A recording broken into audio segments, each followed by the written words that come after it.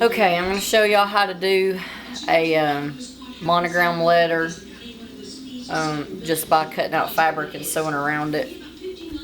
Okay, so first get you a piece of interfacing, and you really need the interfacing because you need something stiff in there. I guess it's possible if you just had a stiff piece of fabric, you could try it and see if you could get by doing that. But you really need something stiff.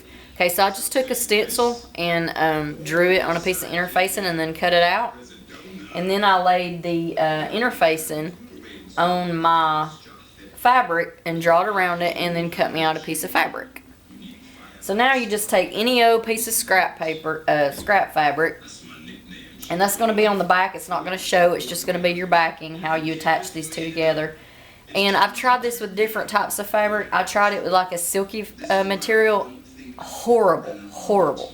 This is probably a cotton that's kind of stiff, but the best thing I did was a thick fabric I had that was it was just a thick, rough fabric, and it was just real stiff, and it was much easier to make this using a thick fabric. But anyways, this is going to get us by. So you just lay it on there, and you can pin it or you can tape it in place, and I'm going to tape it in place.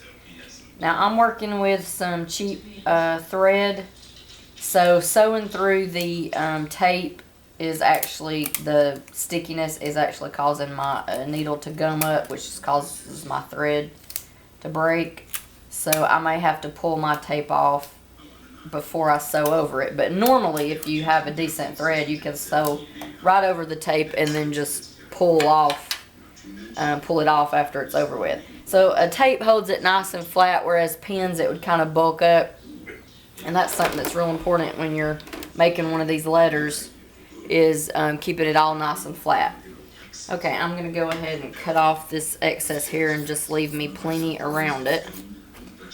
Okay, so now you set your machine on zigzag, and then the widest zigzag you have, mine is 5, but as wide of a zigzag as your machine will let you. And then on your stitch length, you probably need to be 1 or 1.5. And that just makes your zigzag stitches close together. It makes them wide. We want them wide, but we want them close together. So stitch width, 5 or as far as it'll go. Stitch length, 1 or 1.5. Okay, so I'm just going to start zigzagging the edge of this letter.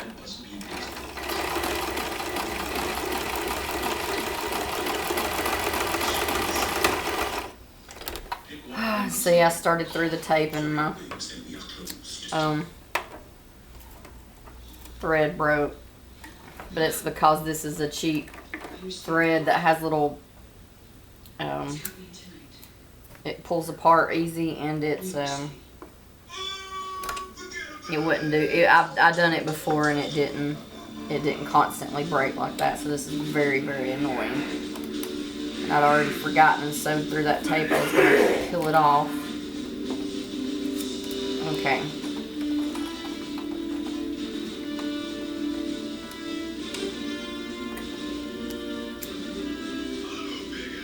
Let's see if we can get started again.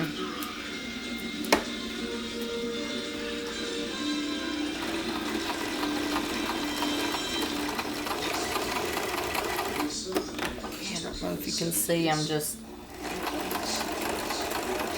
I do have to hold the fabric, pull a little tension, because it has the tendency to want to wad up there. It's not going to matter if it does, but just kind of hold it firmly.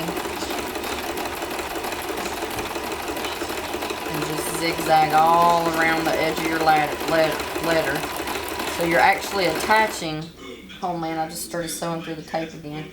You're actually attaching that, not our top piece of fabric, the one we want to show, you're attaching it and the interfacing to a scrap piece. And I'll show you how we're going to cut away the scrap piece to where none of it is left in just a minute. I'm going to finish zigzagging around this letter.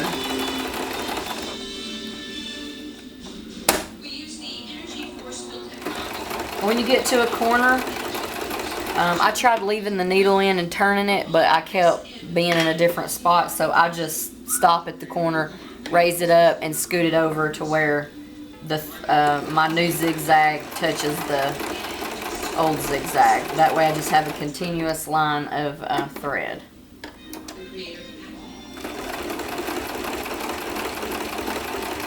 So this A has a lot of corners,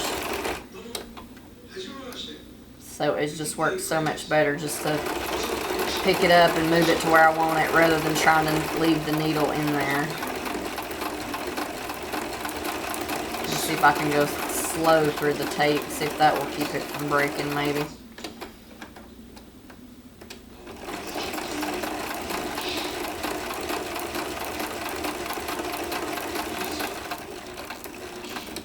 That seems to be working better.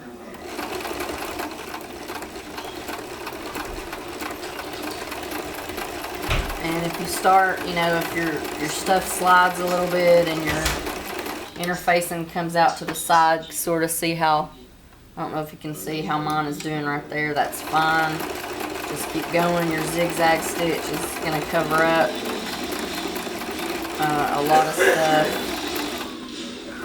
So I'm just going to keep sewing and then I can trim anything that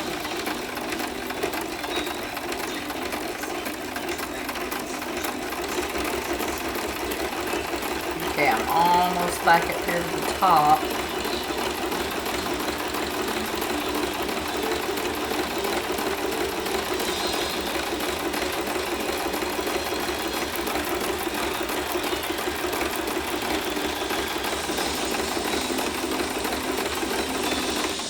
There we are. We're at the top, make that final turn. And the first time I showed y'all to do it, I said, you know, just kind of put the needle on the middle of the foot, on the edge of the letter, and then just let a little bit of stitching go over on the scrap and a little bit on the good fabric. Well, now that I'm having trouble with this not as thick fabric, I just actually was doing all of my zigzag on the letter, and so this is really just getting attached on the back, the scrap piece of fabric. Okay, now I'm going to do this middle part of the A right here, and I'm going to be done.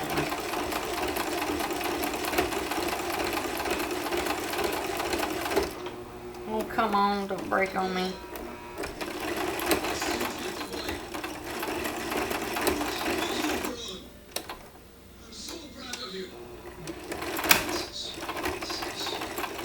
I think it's fixing to wad up. Sometimes that might happen when you're doing zigzag. Okay, I'm gonna have to straighten it out.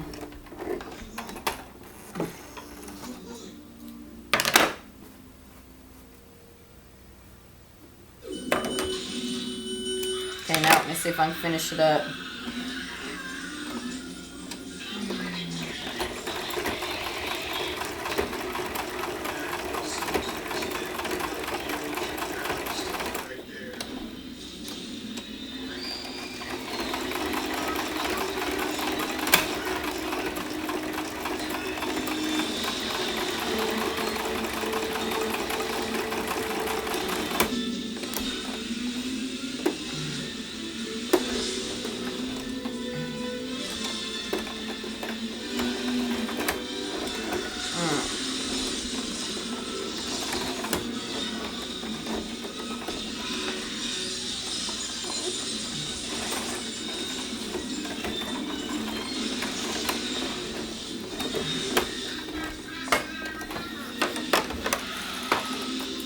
Okay, now I finally got that done, so what I'm going to do is just cut the excess, I'm cutting right along the edge of that zigzag. Don't cut into the zigzag. If there's a little bit of fabric fuzz showing, that's okay. It's not going to matter. Once it's attached to your piece, it'll actually just look like part of it. Now, where I was using different fabrics, so I have different pieces of fuzz, different colored, like this is sort of giving an overall green look, and the first shirt I used was purple, and so you could see a little fuzz at the edge. And since I had different colors, I just took a red permanent marker and kind of rubbed the edges to take away the green fuzz, or to color the green fuzz. Alright, so now we got this piece in the middle. So I'll fold it in half and just make a little slit to be able to get my scissor in there. And then the same thing, just trim out that background fabric there. And if you clip a few of the zigzag stitches, it's alright. You can just zigzag back over it to seal it. Or when you sew it on, it's gonna kind of sew it down. It'll probably be fine. I mean, if you cut a big chunk out, I would go back and zigzag it. But if you just maybe think you clipped a couple of threads, it'll probably be alright.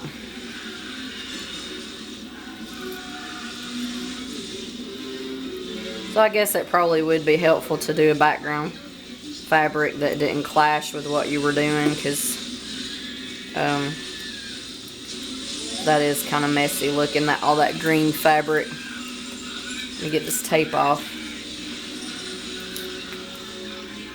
Okay, so I got my tape off.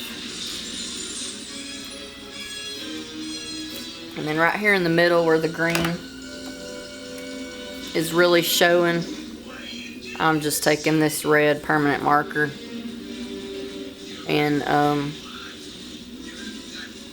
just going over that green threads kind of sticking out, the green fuzz, since my zigzag thread was red. So you can do that if there's any places. And it is going to have a slightly fuzzy, messy edge look. Don't expect it to be. Of course, the thicker, tighter of a weave of fabric you use as your scrap background piece, then, you know, that might be less fuzzy. Alright, so see, now we've got our own homemade monogram letter, so to speak.